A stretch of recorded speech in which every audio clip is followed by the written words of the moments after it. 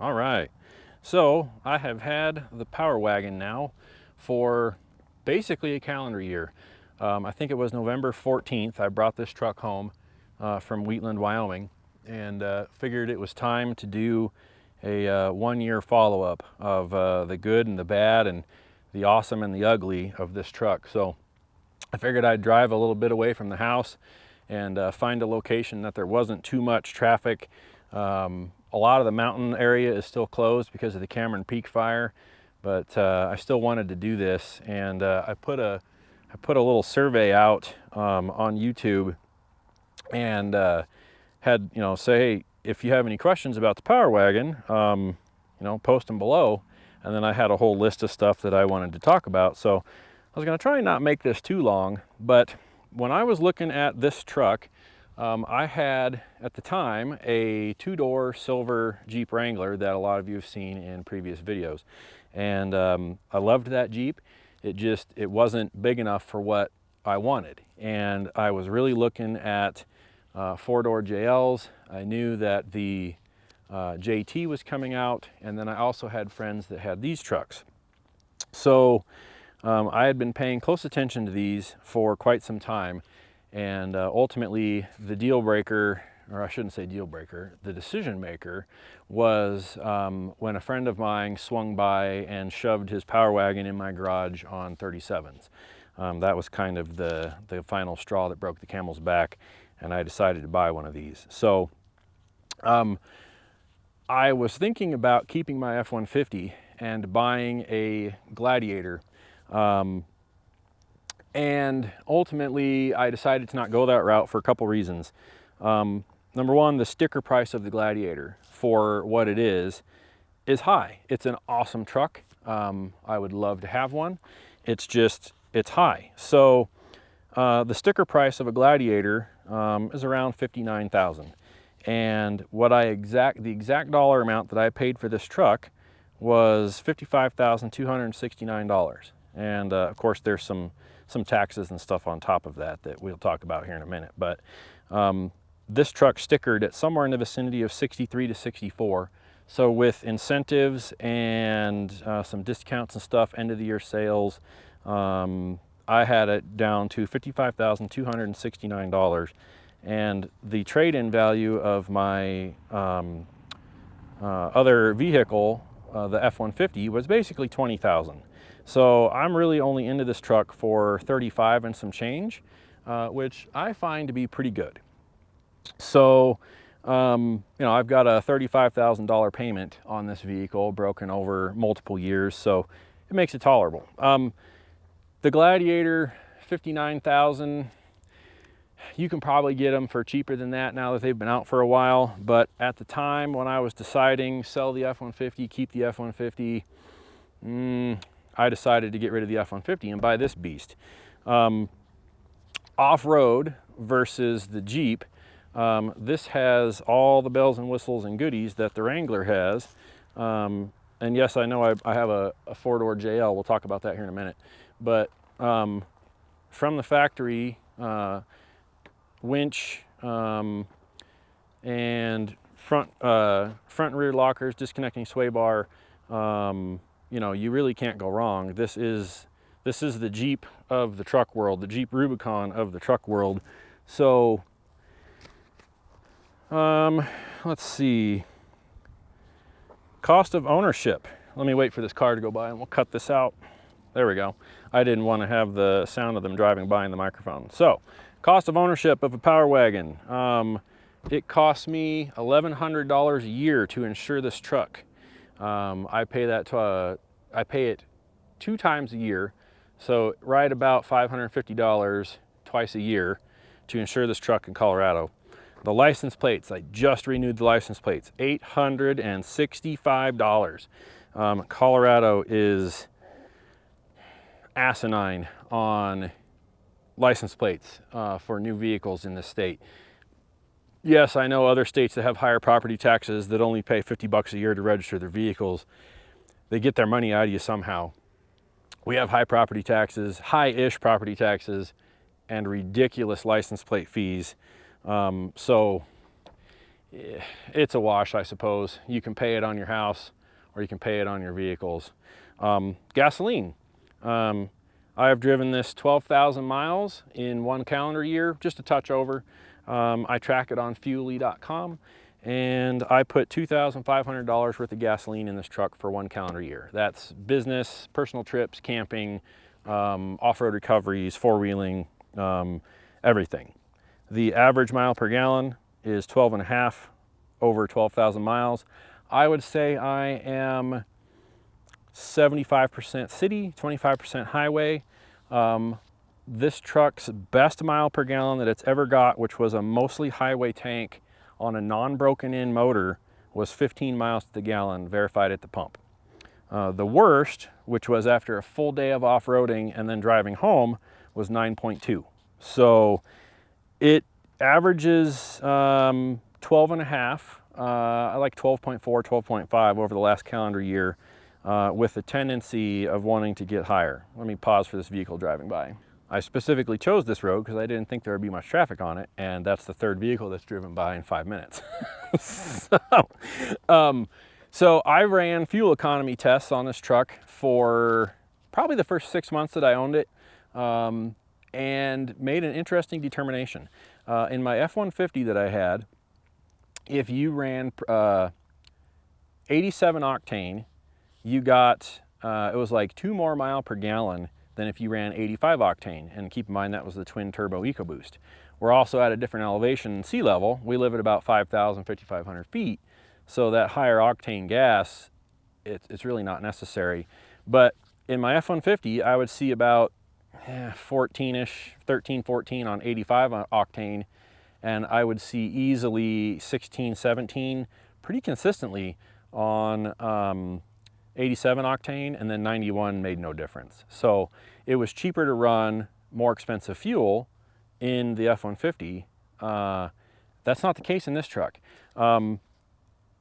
Where's that on my notes? Here it is. So I was seeing, on average, 12.5 per tank. I would run 3 tanks, and then I would run 3 tanks of premium, and I would switch back to 3 tanks of mid-grade, and then go back to 3 tanks of premium. And I was running some daily driving, towing tests, regular driving, et cetera, off-roading, everything. And on 87 octane, this truck sees about 12.5 miles to the gallon. And on premium octane, it was getting about 13.1. So when you factor in the cost differences between 87 and 91 in Colorado, if you were buying 87 for $2 a gallon, you're paying $2.29 for premium. That extra 30 cents a gallon in a 30-gallon tank ended up costing you more to fill up than if you would have run the less expensive fuel and got worse fuel economy. So it was more economical to run 87 octane. We can't get 89 here. 87 octane in this truck and get worse fuel economy, your cost per mile goes down. It's been costing me about 21 cents per mile to drive this truck. And if you factor in insurance and license plate, all that stuff, it's 37 cents a mile over the course of 12,000 miles. So it's an expensive truck to drive, but it's not horrible. My F-150, like I said, would see 15 to 17. This truck's seeing 12.5 to 13-ish, 15 on those pure highway tanks prior to it being broken in. That's not bad. The F-150 weighed 6,000 pounds. This thing scaled out at like 8,800. So it's notably heavier and only getting like 1.5 miles per gallon worse. So that's really not that big of a deal. Brakes. The brakes on this truck are not big enough. If you have to panic stop it without a trailer, it pushes you. I have driven other heavy duty trucks, Ford Super Duties. You romp on the brake pedal like that and you'll about eat the windshield. This truck, not so much. Irrelevant to the fact that I put 35s on this, it needs better brakes, especially when you're in 4-low. 4-low, this is not good. You have to actually pop it into neutral if you're going downhill in 4-low, because the brakes will not stop you sitting on an incline. The truck will just lurch forward, the pedal clear to the floor, and it won't stop you. So that's kind of That's bad. I'm just throwing everything out here at the exact same time just so this isn't a 30-minute long video. Exhaust. Let's go look at the exhaust. Here's our nice lovely scenery that we have here. The Larimer County landfill's right there. So at first glance, this is a factory exhaust, right? Sure. Even when you look in here, that's factory exhaust. Where the magic happens is down here. Hopefully you can see that because I can't see the screen of the GoPro. I deleted the exhaust. I love how this sounds. I'm wearing a lapel mic, so you're not going to be able to hear that right now, but I will take a video clip of that so you can hear it.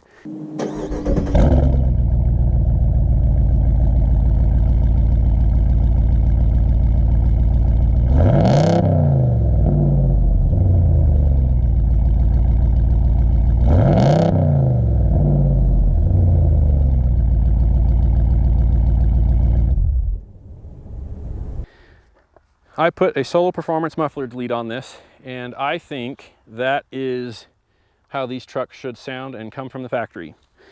Stock, it is way too quiet. It does not drone when I'm pulling trailers. It drones a little in the wind when you're pulling trailers because you're lugging the motor really hard and your RPMs are up really high because you're in like 5th and 6th gear. So I love it. So let's talk about on-road and off-road presence. This thing is huge. The top of that cab right there, I have like an inch of clearance of my garage door, and this truck would hit pulling into the garage. This thing is an absolute tank. It is amazing. It is a beast off-road. It has a commanding presence like you would not believe. On-road, you can see over everything. You can look down into people's cars and SUVs and stock Jeeps that pull up next to you at the stoplight. Off-road, it is an absolutely unstoppable beast. A lot of people bash the Power Wagon for how huge it is, and this truck is only like 2 inches wider than my Jeep JL, not counting the mirrors. It's 2 inches wider, that's all. It's just longer. The distance underneath the truck really does not hurt it as much as I thought it would. I was super reserved about off-roading this thing. I'll also throw in some clips from the drone from Kelly Flats here just to kind of mix the video up. But yeah, this thing is absolutely awesome. Let's talk about some maintenance. Oil changes absolutely suck balls.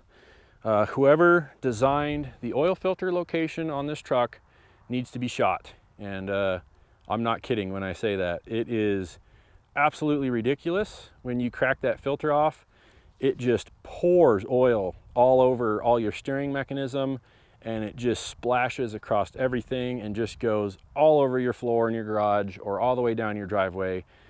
You cannot get a big enough catch pan. I mean, you would need like a 3x3 pan to put underneath of there to catch all the oil.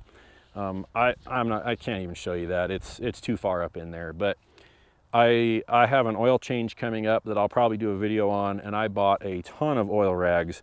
The differential cover, I have serviced the differentials in this already, and it's awesome. It comes factory with a rubber gasket, so you just pull the cover. There's no drain plug, so you do a true inspection, and you have to pull the cover in order to drain the fluid out of these. So I did that around, oh gosh, 10,000 miles, just so I knew it was fresh. Let's see. Oh yes, truck storage. Let me take this off the tripod here. And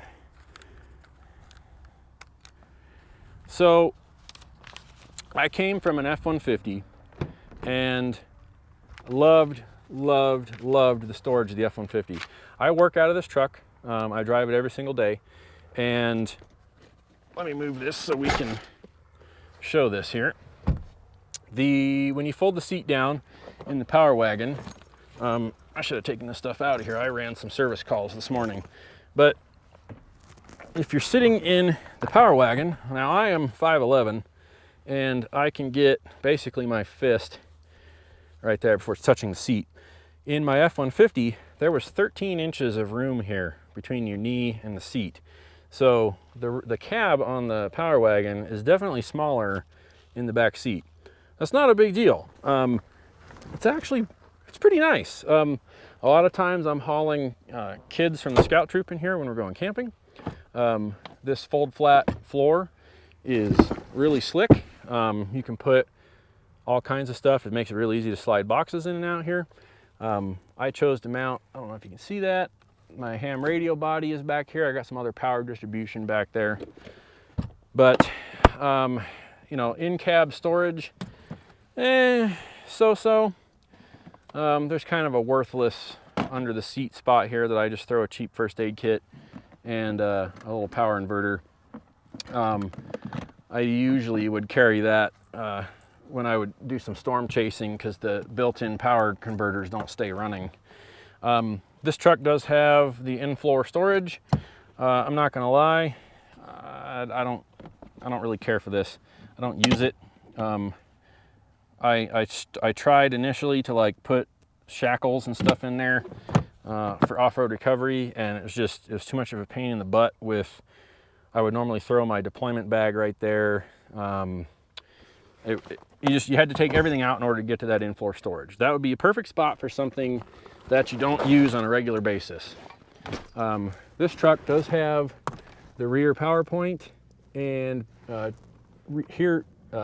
rear heated seats. I'm tongue-tied here. And those are awesome.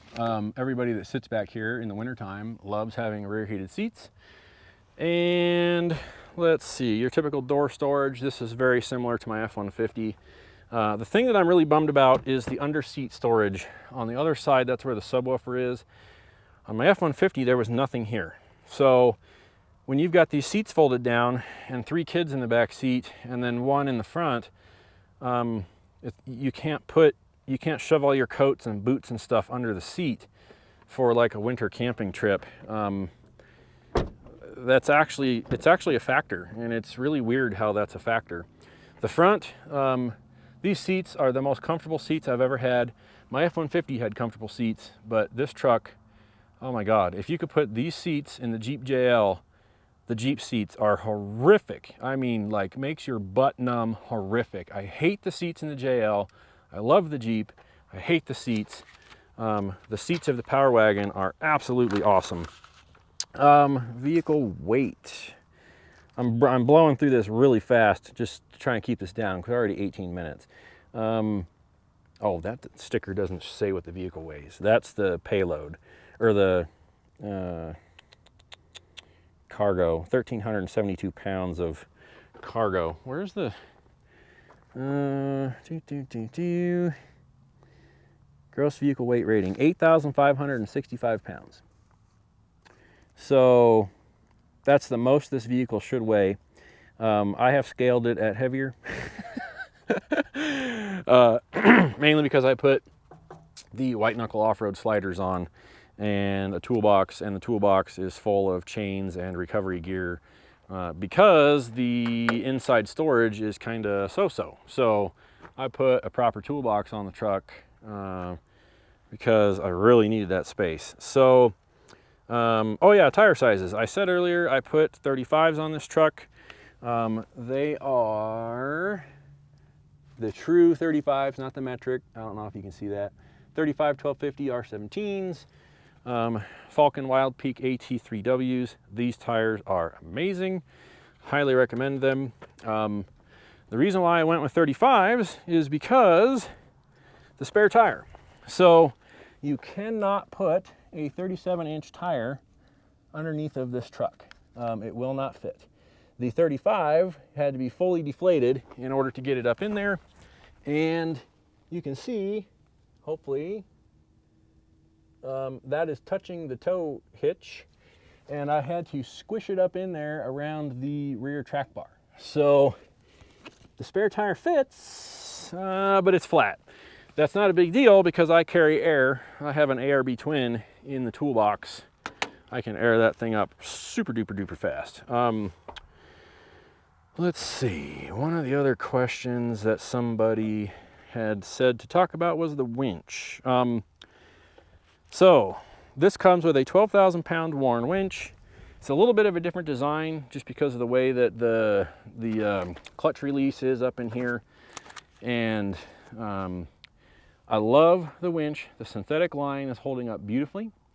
I have framed out this truck, and it took every bit of power that the winch could give me on the last wrap to get pulled out without using a pulley. And the only thing I did was I heated up the line. And let's talk about this fair lead. The Haas versus a roller. The 18s and earlier came with a roller on the bumper. I really, really, really wish that this truck had a roller. The heat that is generated off of these Haas style non-roller fair leads is super hard on your winch line. I really, really wish that this had a roller on it, so when that was paying in, it wasn't just putting a crap ton of friction into the line and burning it. I've actually done a little bit of chafing damage to that line on this when I was stuck because I had to side pull myself. Steel, steel's kind of dangerous. When it breaks, it can be deadly. When synthetic breaks, it's not too bad. Interior. Let's talk about the interior. The cab, I should say, the front seats. Like I said, again, it's freaking awesome. There's storage in here forever. I don't have anything in there. That little upper glove box, the lower glove box, I've just got, you know, normal registration and ID card and stuff. And the center console, oodles of storage in there. Sorry, the sun's kind of harsh. I've got, you know, air down stuff in there, a cat tourniquet, sunglasses case, keys to a trailer. You can flip this up and use it as a seat, but I ain't gonna lie, this it's kind of a dumb design with that center console floor shifter right there and another storage bin. You would have to be sitting with your legs like over here. But underneath of this seat is more storage. So there's a DVD, CD player right there. So it kind of takes up all of this and it makes it, you know, not so good. But there's a little bit of space right there. I usually keep the old roll of camping TP right there and the winch line protector. I thought about keeping the winch controller there, but I keep it somewhere else. I mounted my ham radio head to the side of the shifter, and then I love the layout of the dash. Let me shut the door so it's not just dinging all the time. But I thought at first those were upfitter switches, and they're not. Traction control, tow haul, and your parking sensors, turn those on and off, brake controller. This has the smaller screen, and I ain't gonna lie, I would love to have the big screen, but I like the buttons. I like having direct access to my heated and cooled seats, heated steering wheel, instant control of the climate control. It's very well laid out. Let's see, just so you can see, 12,346 miles. And, oh, it's not, it might show me that if I go to run mode. Maybe? 12.6. So on this tank, this has been a pure city tank, 12.6. So 203 miles, 12.6. Like I said, this has been a pure city tank. What else do I have to talk about here? Oh, the towing rating. Yeah, let's talk about the towing rating.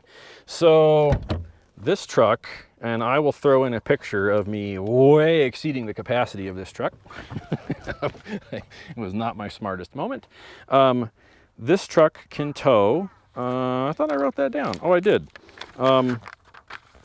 7,000, no, I'm sorry, that's the Gladiator. This truck can do 10,620. Now, the 2020 trucks can do even more. But this truck, per the VIN, 10,620 pounds of towing capacity.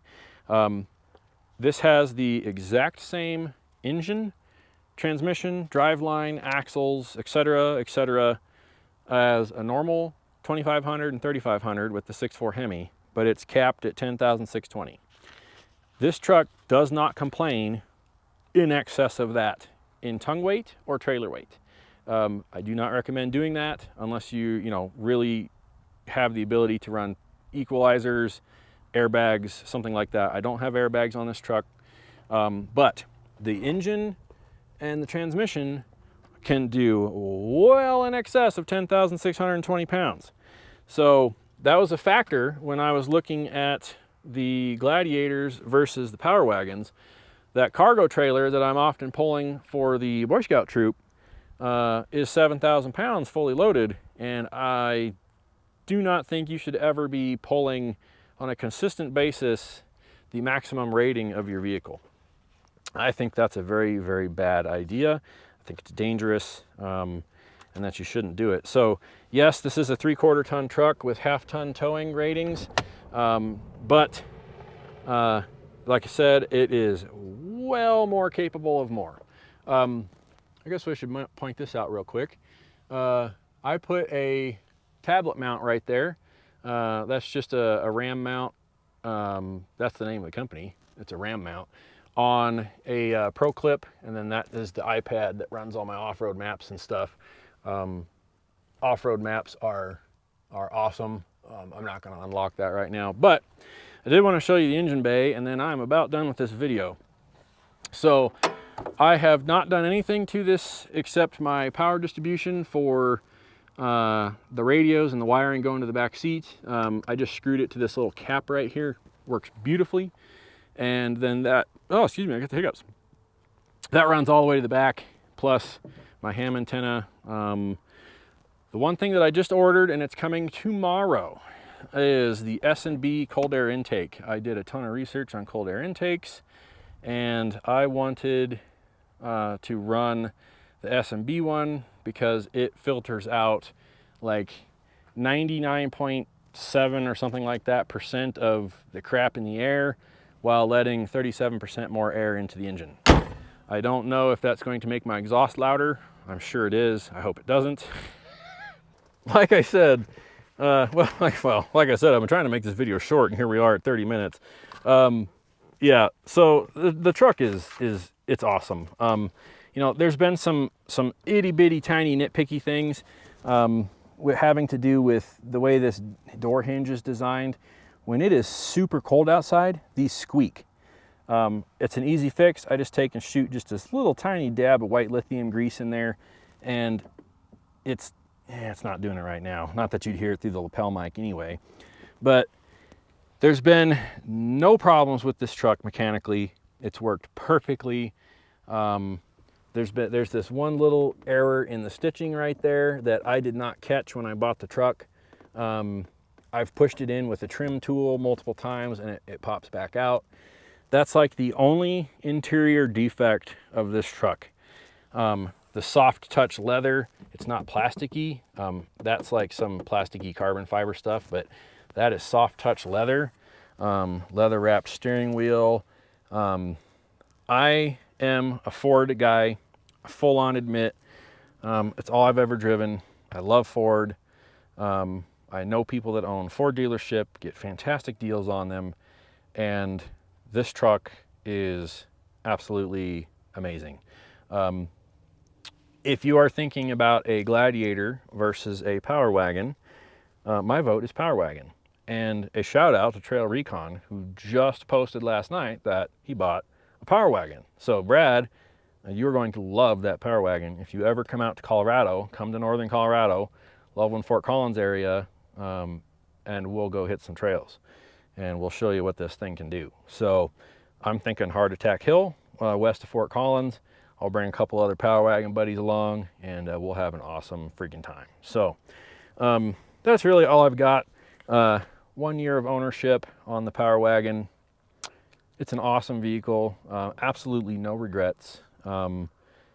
If it's something that you've been thinking about, don't let the fuel economy bother you too much. for how heavy this truck is, for it to be pulling with me doing 75% city driving, 12.5 on 35s, that's pretty good. My old F-150 was only getting 14 or 15, like I was saying, depending on the tank. So fuel economy is really not that big of a deal. This is my work truck. I play in it. If I'm not taking the Jeep, I'll camp in this truck. And I mean, it's pretty awesome. So if you have any questions or something that I did not talk about, I think I addressed everything.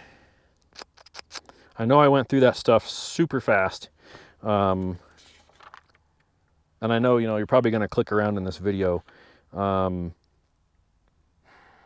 Vehicle weight, truck store. Yeah, I think I covered it all.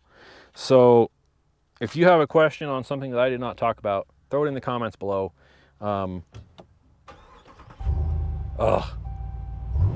Every time I start the truck, it just freaking makes you smile.